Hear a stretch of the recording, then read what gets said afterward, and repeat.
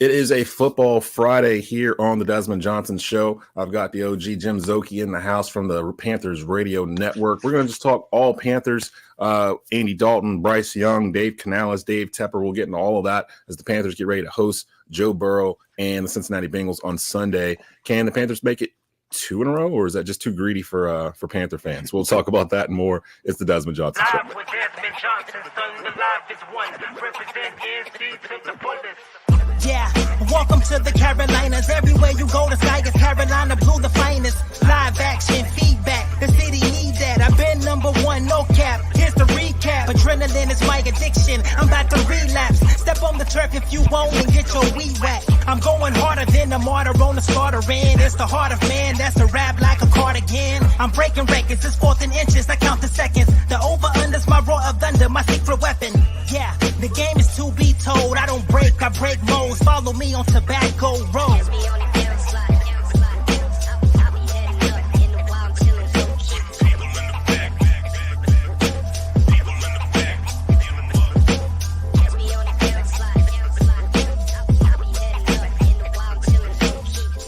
Desmond Johnson, son, the live is one. Represent NC to the fullest.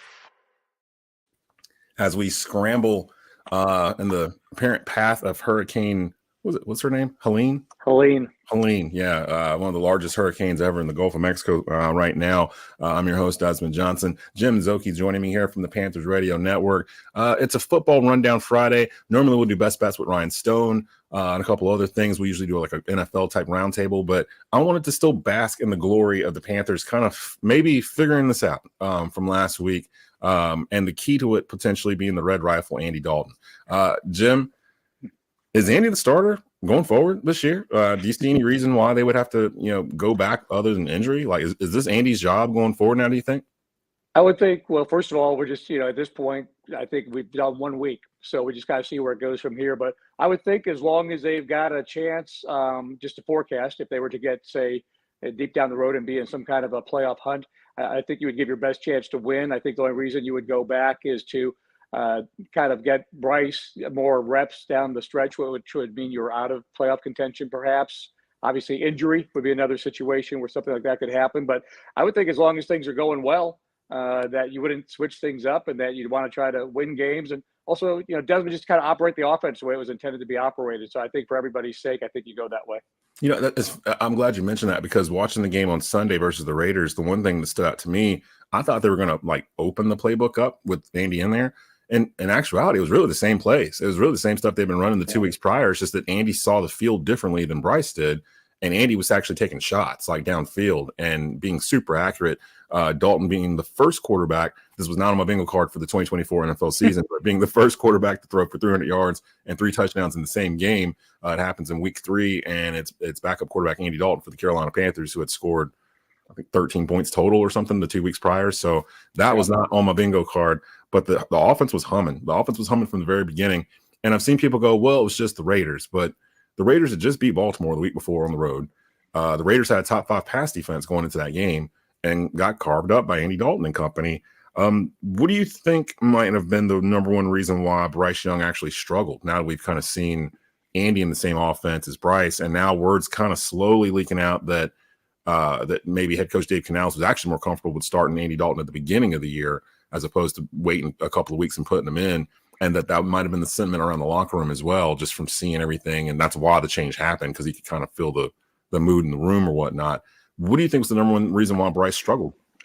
Well, I guess you could word it a lot of different ways, but I think just a general statement would be that Bryce just isn't ready at this time, which doesn't mean he won't be someday. But I think at this time, even though he was here last year, I think he's just he's not comfortable. He's not ready for being the starting quarterback for this team right now. And so that's confidence is something that's been tossed around. Like you said, he's not seeing it as far as seeing some of the routes develop, seeing the defenses and the way that they're kind of sneaking and getting that interception in his last start that he had. So to me, I think it's just a matter of all those things that a veteran quarterback who's been around for 14 years sees, that a guy that, he's been here all of last year. And yes, there's been young players that come in and have gotten off to better starts than he has. But just to take Bryce on his own, he's not ready at this time. Can he be ready? Hopefully down the road, of this season, Bryce is ready. But here in September, he's not. not comfortable. So I think that's kind of the biggest way to say it right now is that he needs more time. And I don't think there's anything wrong with him sitting and watching and learning. We've seen so many of the great quarterbacks, so we don't have to go through the list, that sit and learn behind other veteran starters. He didn't get to do that last year. So maybe it's good that he just get that perspective and catch his breath and hit the pause button just for a little while anyways.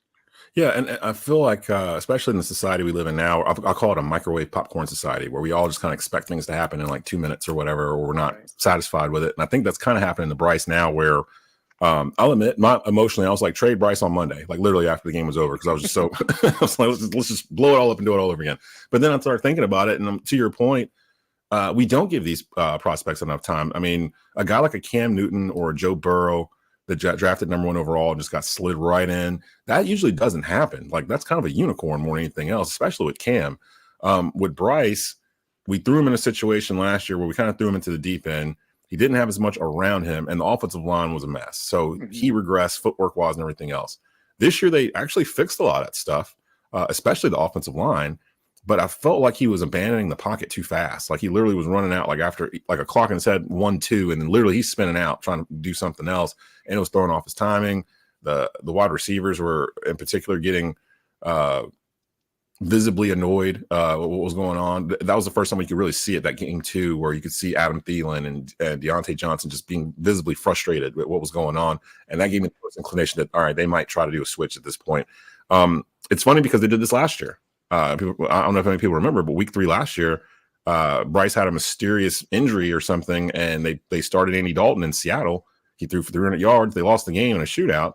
But then the very next week, Bryce was back in, and they never really explained what the injury was or what it was about or anything else.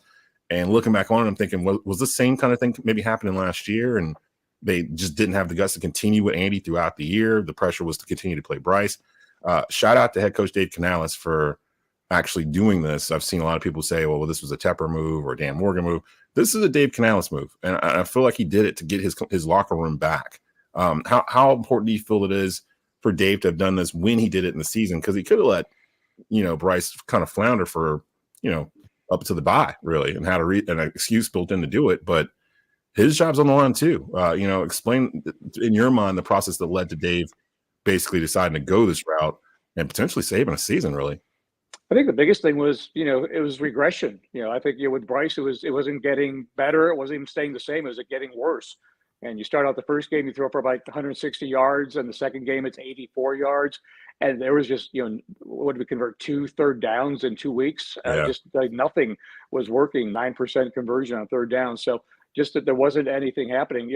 Go back to the Super Bowl year of Super Bowl 38 with John Fox, and him benching Rodney Peete at halftime of the first game and bringing in Jake Delhomme at halftime of the first game, a team that went on to go to the Super Bowl. So if you, as a coach, if you feel it and you see that you need that spark, go ahead and make that move. And so I think, why wait? I think it was a bold decision by a coach in this case that was only here for 2 games, who was brought in to groom a young quarterback into being, the guy that they felt like they were drafting out of Alabama.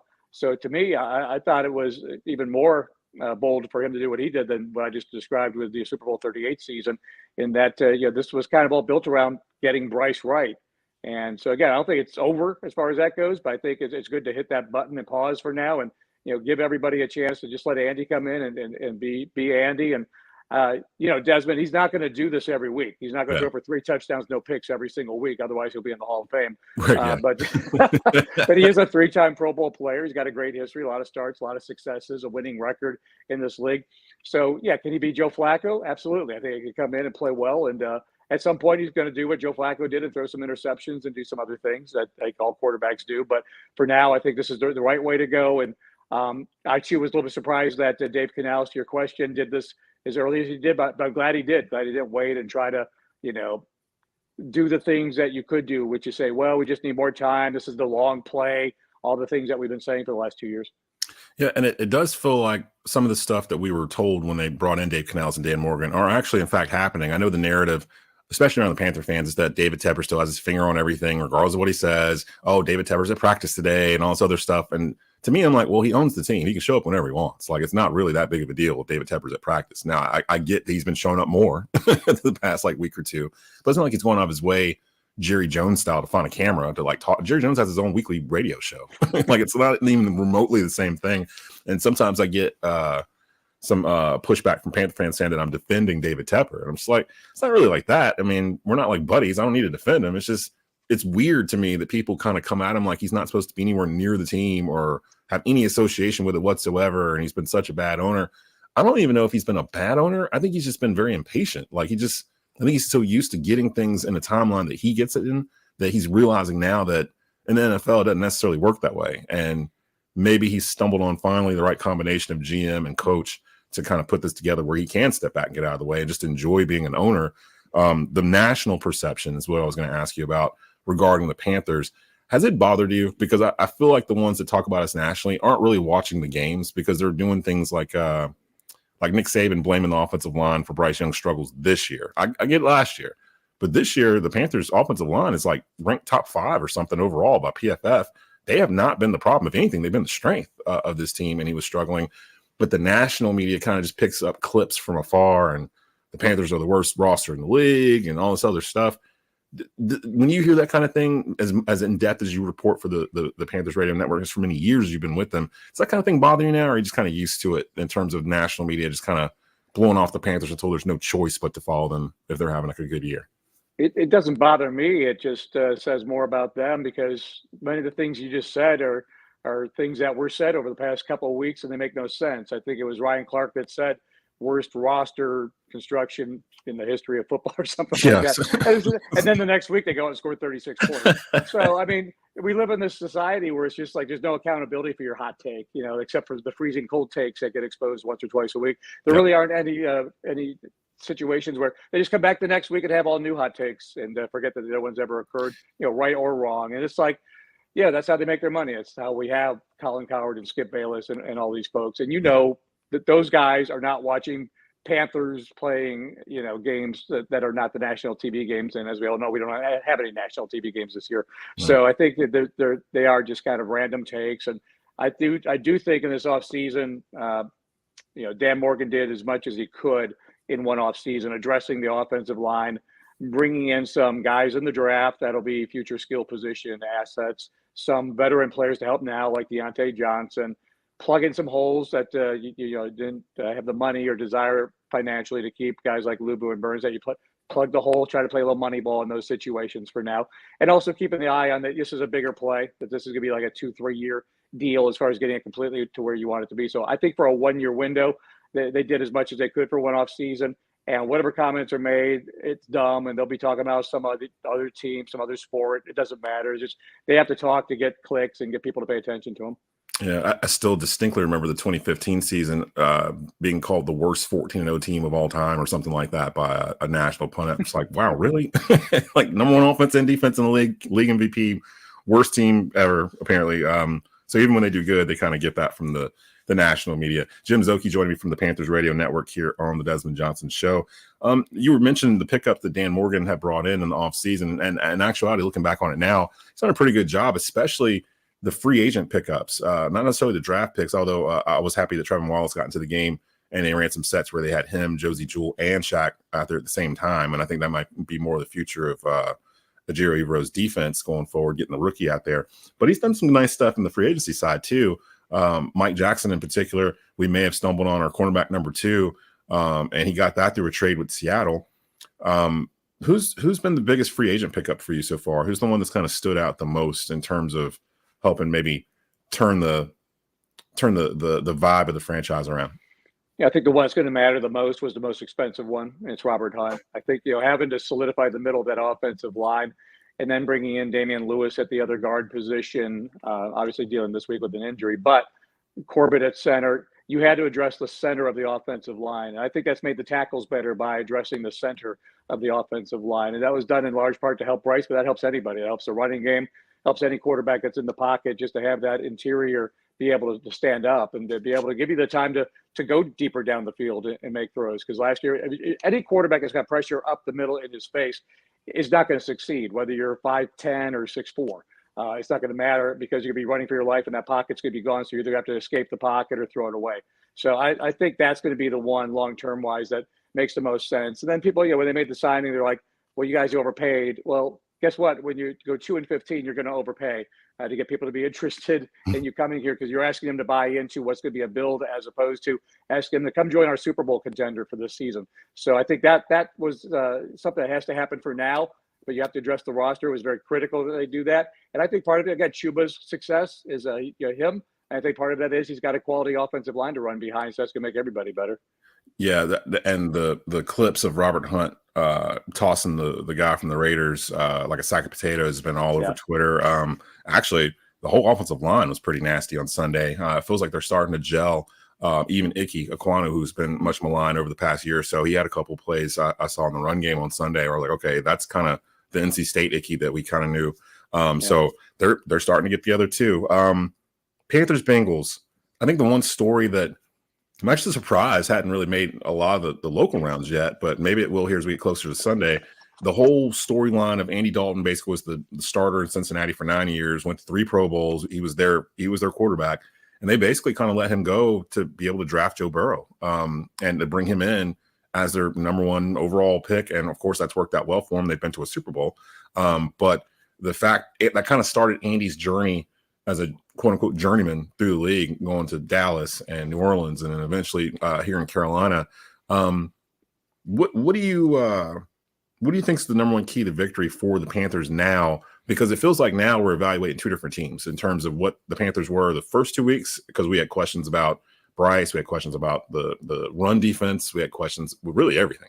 And now after 1 game with the Raiders, some of those questions we might feel like may have been answered. We'll know for sure Sunday if we get to see it again. But what's the one thing that you saw from last Sunday that you feel like the Panthers need to duplicate again or replicate this Sunday against the Bengals, who are coming in 0-3 and are pretty much at a danger zone in their season, where if you get to 0-4, it's really hard to climb back in, especially in the AFC North. So they're going to be hungry coming in. But what do you think is the number 1 thing the Panthers need to do that they did on Sunday against the Bengals to have some success?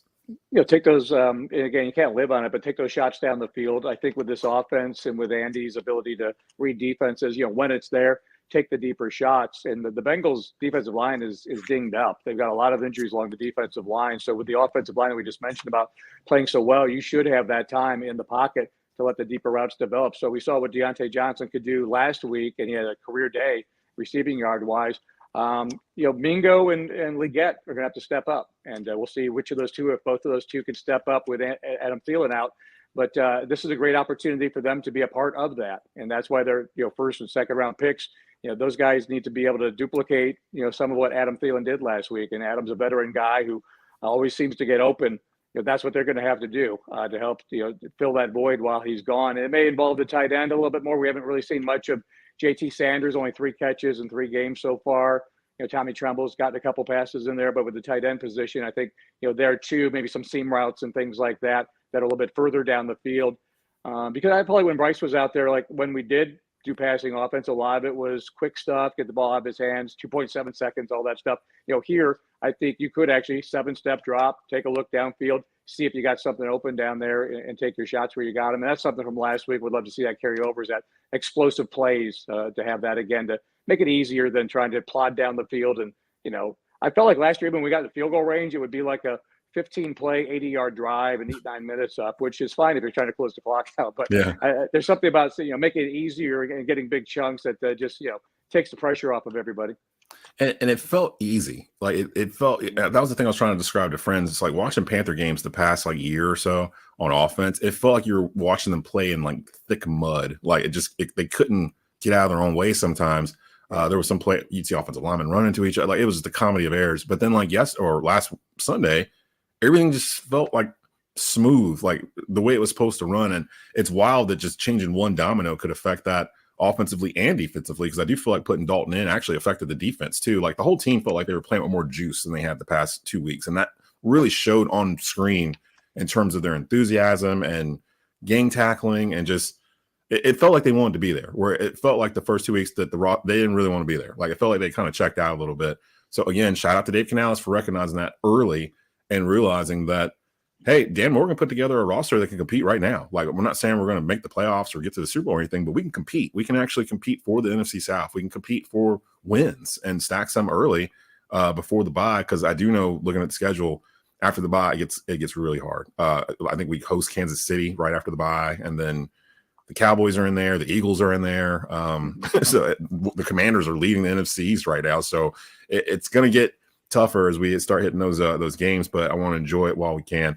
You can follow Jim on X at Jim Szoke, long time founding member of the Panthers Radio Network. Now the 30th year anniversary. 30th year, yeah, 30 seasons, every game so far, yeah. Every game. So yeah, definitely catch them if you're out and about on Sunday. I think most of this weather is going to be gone by then. With Hurricane Helene coming through, barreling through Florida and Georgia as you're listening to this or watching this. Make sure everyone stay safe, stay hunkered down. They still don't even know the exact path of where this is going to go or how it's going to come through. But everyone just be safe while you're out there, and check Jim's out on the Panthers Radio Network this Sunday, 1:00 kickoff. The game is on Fox, Panthers and Bengals. We'll see if the Panthers can get to 2-2, which was a conversation that we did not think we were going to have a couple weeks ago. This was going a completely different direction. But for Jim, this is Desmond Johnson. You've been watching and listening to the Desmond Johnson Show. We'll be back next Tuesday. David Glenn will be in the house. We'll recap college football and a wild weekend in